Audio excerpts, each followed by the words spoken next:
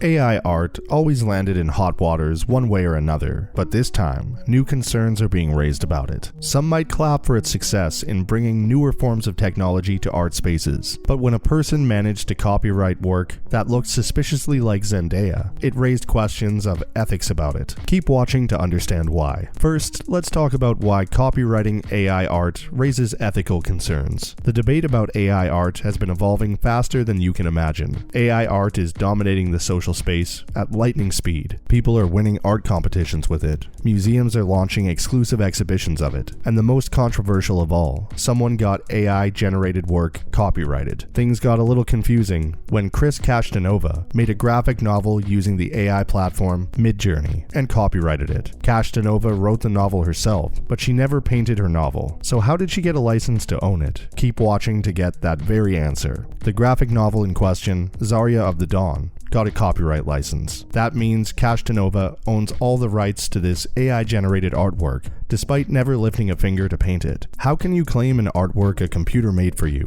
Critics find this a little misleading because AI-generated art is not completely original. They make it by using existing art pieces and stitching them together. Ethical concerns around the copyright of Castanova's work become controversial if you consider that her main character also closely resembles the acclaimed actress Zendaya. Suppose the AI program is constantly using pre-existed work and faces of actual people. Where does it leave the person who owns the copyright? Next, can anyone copyright AI-generated images as their own? Twitter users are always the first to speculate when things get serious. When Castanova's graphic novel received its copyright license, users quickly pointed out that her claim was not necessarily meaningful. You'd think owning the copyright to a graphic novel would mean you own all the work inside it. Still, Castanova's case is different because, as users point out, she lays claim to visual material in her novel. This means she owns the literary aspect of the novel rather than the artwork inside of it. Another user also mentioned that registration for copyright is usually automatic, and the nature of its validity can be questioned if you challenge the work through legal means.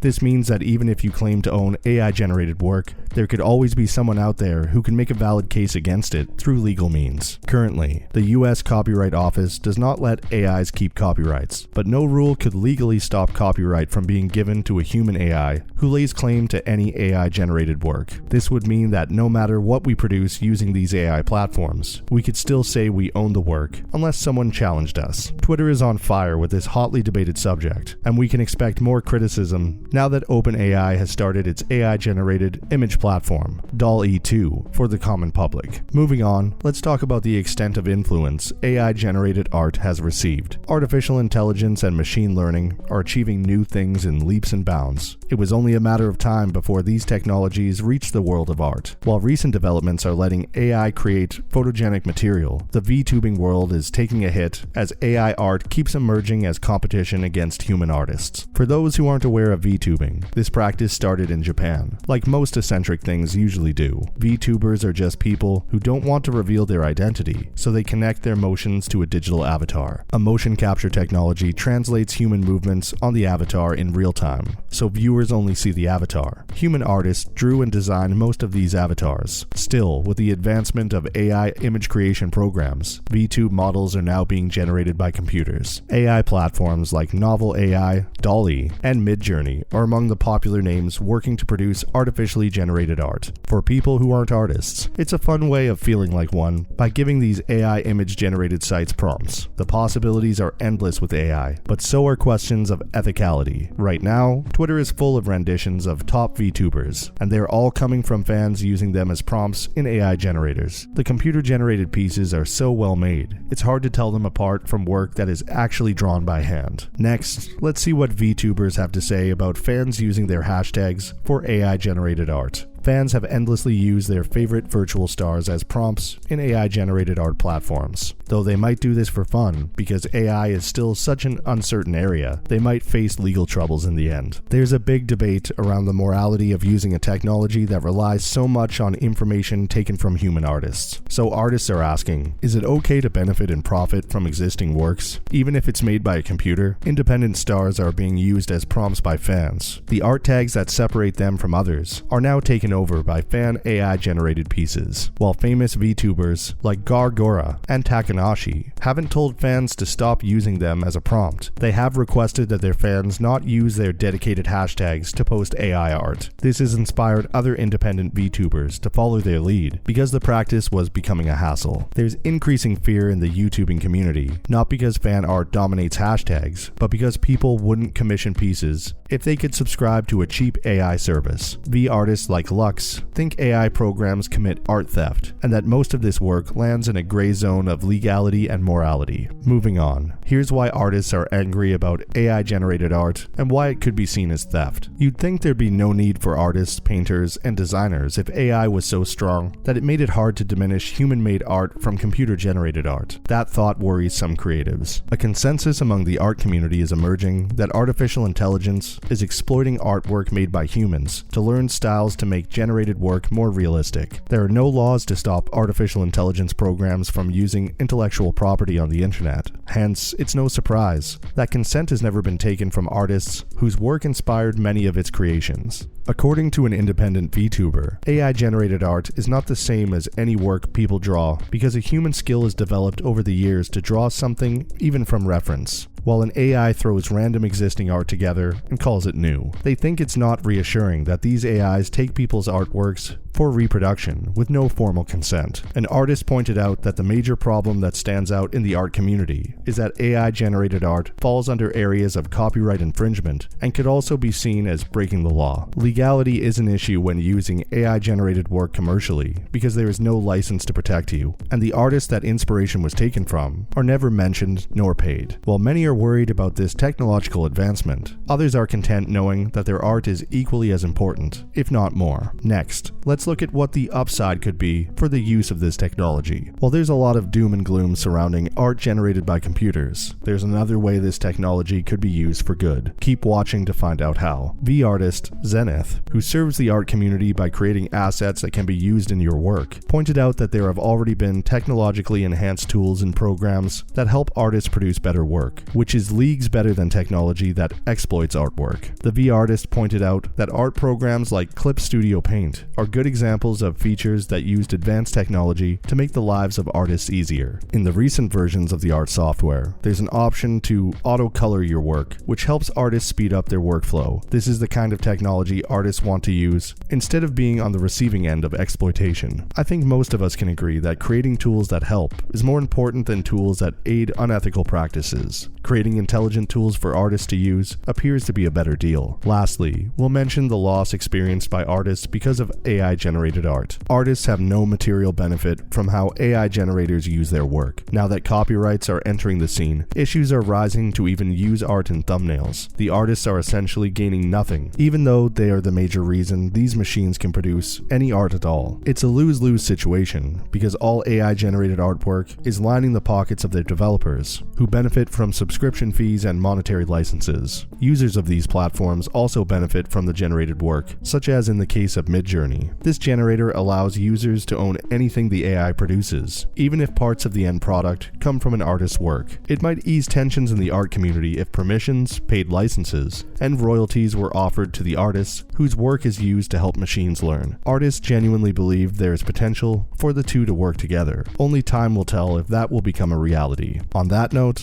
we'll end this video. We hope you enjoyed watching our video. What do you think about the ethics surrounding AI-generated artwork? Let us know in the comments below. Don't forget to like, share, and subscribe to our channel.